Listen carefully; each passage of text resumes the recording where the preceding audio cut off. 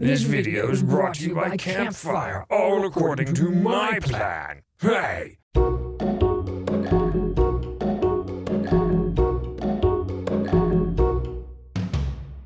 Wait, I died, didn't I? I knew I shouldn't have done that mentor episode. Wait, is this the afterlife? Is this the beyond? Did I make it to paradise?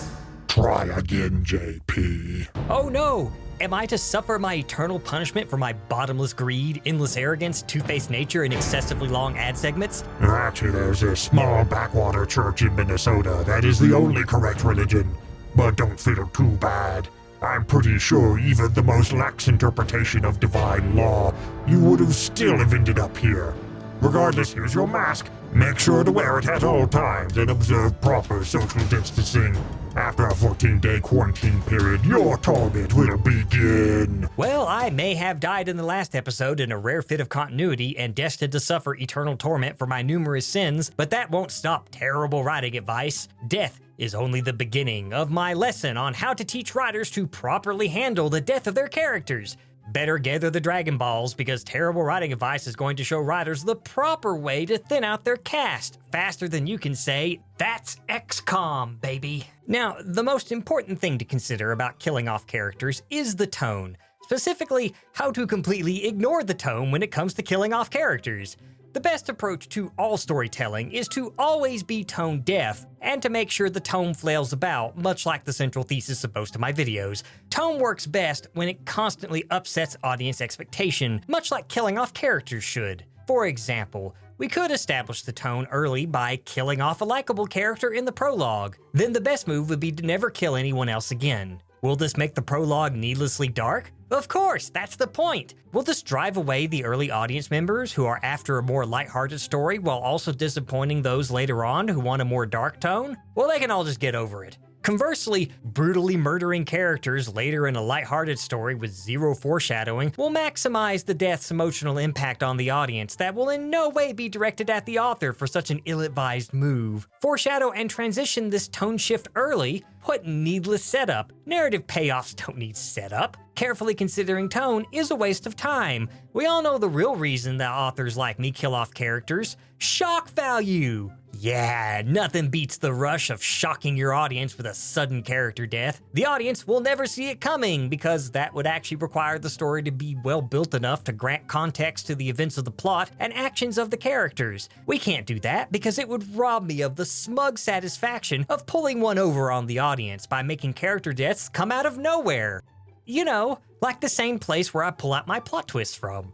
And if one out-of-nowhere character death shocks the audience, I bet the 100th will be just as effective. I can't think of a single reason why the emotional impact of character deaths would be subject to the law of diminishing returns. Excessive character deaths work best when the major characters all have plot armor and it's the side characters that die all of the time. In fact, authors should murder side characters off constantly and then be surprised when the audience refuses to get invested in the new replacement side characters that I also intend to murder. With the pesky tone safely ignored, a writer can now focus on which characters to kill off and when. While unimportant side characters may be murdered at any time, the author should consider a little more carefully when killing off important supporting or main characters. The best way to approach this is like a classic villain. The writer should kill off any character who has outlived their usefulness. This means that mentors may be killed early in the story. Oh, poor mentor. I'm afraid you've dumped your last info. If in an exposition-heavy story, then the mentor may make it to the middle before being offed. Conversely, comic relief is usually useful to keep around until the dramatic climax, when comic relief is simply not needed. Usually, though I can understand if you can't wait. Love interest may rarely die at the end of the story, and usually if the writer's going for a tragic end, or if the writer can't think of any other way to resolve the love triangle other than murdering one of the angles. However, more commonly, love interests die in the beginning of a story in order to give the, almost always male, protagonist a revenge motive. In fact, I highly recommend murdering off a female love interest in a way so brutal that it will cost me ad revenue to describe in order to motivate the male protagonist and drive his character development. Make sure to shove her corpse into a refrigerator too. This is even more effective if her gruesome death is presented in a titillating way. Yeah, have fun with that one in today's cultural climate. Since we are on the subject of things that have most definitely aged well, if any token characters were added, one way of getting rid of them, so I don't have to bother myself with the actual legwork of researched and nuanced depiction of various minority groups, is to kill off said minority character first. See, minority audience members get their token representation, and I get a free character to kill off. Everyone wins! I mean, if they don't like it, what are they going to do? Get on some vast network designed for instant worldwide communication and complain about it? Well, too bad for them that no such thing exists. So I've murdered off the mentor, the love interest, the comic relief, the side characters, and the token representation. How else can I inflate the story's body count? I guess there's the villain, but he only dies in the series finale, or if he finds redemption. The last thing a villain should want to do is to try to find redemption. If the story ends without the redeemed villain dying, then that is going to make everything, really awkward. I guess there's all the villain's minions too, but who cares if they die? You see, that's what it's all about, attitude. A real author uses death on a casual whim in order to play out this imaginary game of one-upsmanship with the audience, rather than as a calculated move based on tone, conflict, and characterization. Am I killing off characters because it's good for the story? No, I'm killing off characters so I won't have to actually flesh out their character.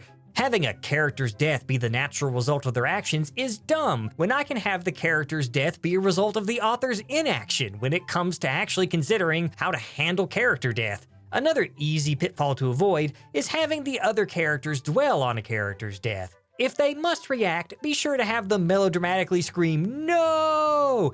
and then you are basically done. No need to show any of the other stages of grief or have it become the central part of the survivor character's development and characterization.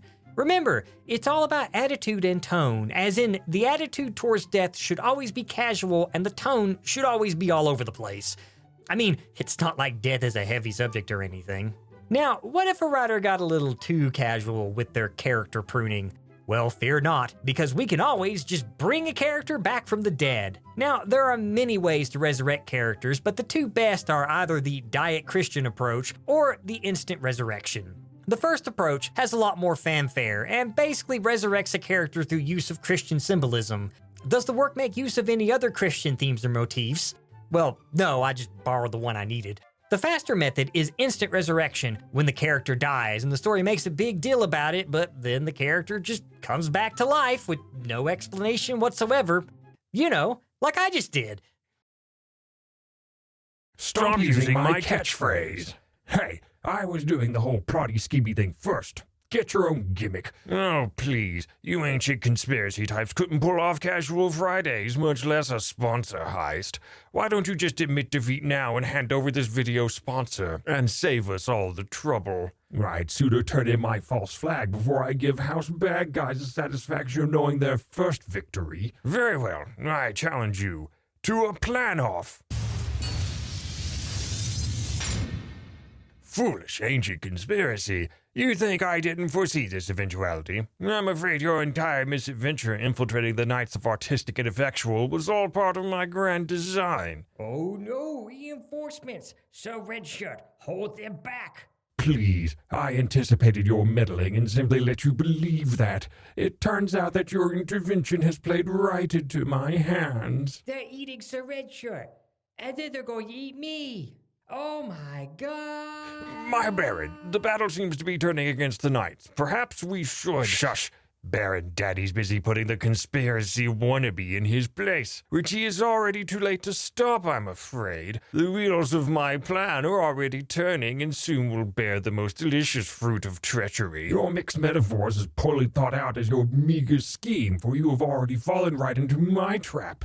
Enjoy your cross as I've upgraded it to a double cross. Oh yeah, well I've doubled your double cross to a quad cross that you'll never see coming. I'll see your quad cross and quadruple your quad cross of a double cross, which makes it a, Hang on, I'll pull out my betrayal flowchart. No need. I wrote down my master plan using this video's sponsor, Campfire. Campfire is a writing software program to help writers, and more importantly, conspirators organize their notes, from character detail pages for backstories, relationships, character arcs, and magic systems, to a detailed timeline so I can keep track of how well my foolproof plot is going, with a 10-day free trial, with the software itself being only a one-time purchase of $49.99. The extensive add-on world-building pack has proved invaluable in keeping notes on our various rivals in the TWO Expanded Universe, and is only $24.99. TWA fans can go to bit.ly/TWA3-20 or click in the link in the description below. See, here it is, the master plan. Our ultimate goal is to, well, that stands for World Integration Population. Oh, I'm sure it most definitely doesn't stand for work in progress. Fine. Point out one critical detail that my master plan has forgotten. The endless greed comes.